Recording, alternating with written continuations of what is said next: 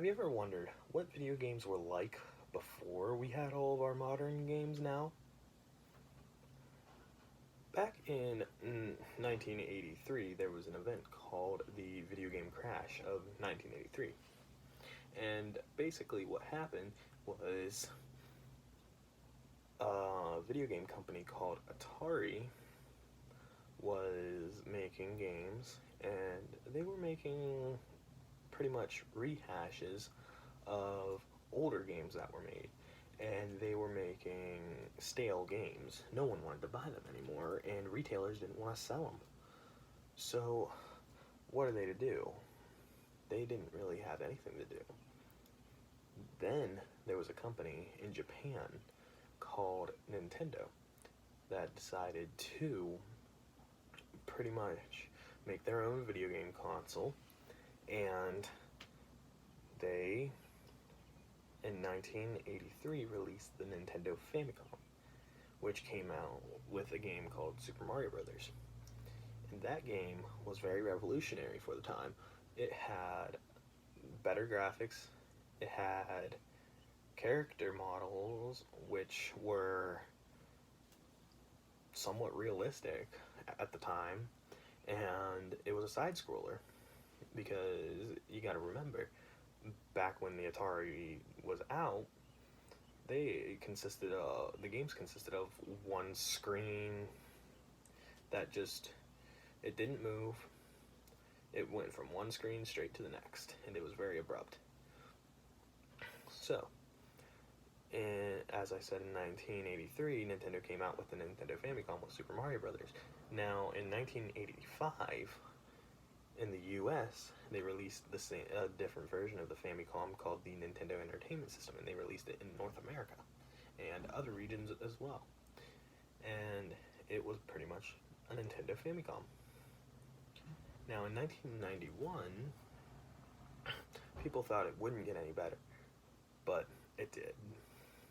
Nintendo released another console called the Super Nintendo, and it was actually the Nintendo Entertainment System with the word Super in front of it.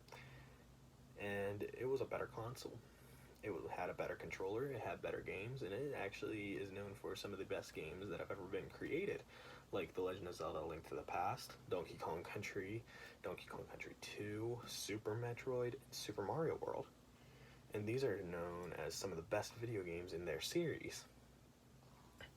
And in 1996, Nintendo released another console, which now we're starting to see games start to look more and more like what they do today.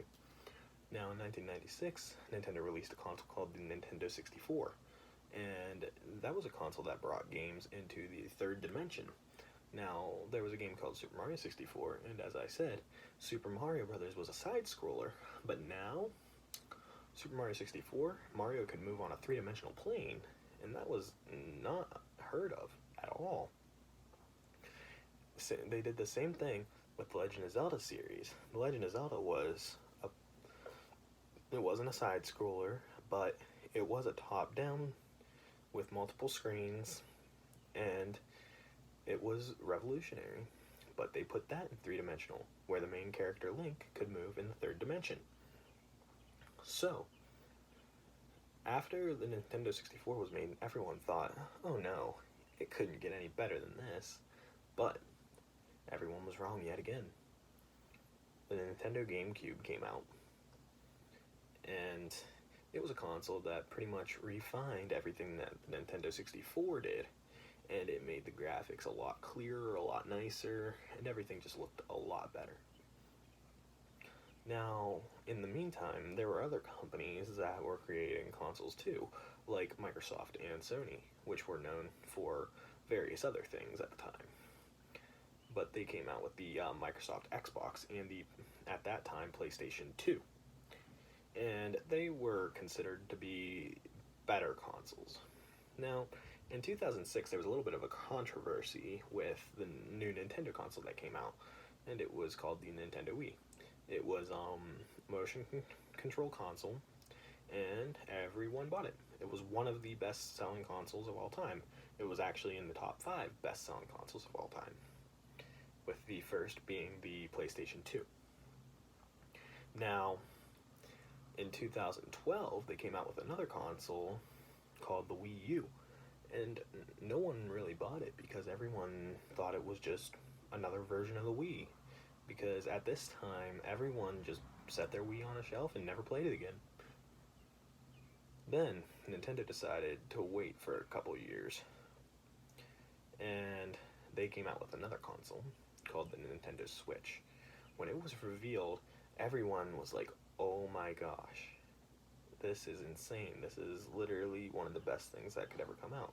And one of those reasons for that is because it was a Nintendo console that you could plug into your TV, but you could also take it with you on the go and play the games, say, if you're traveling.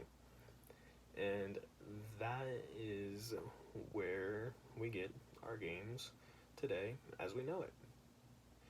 That is the history of Nintendo.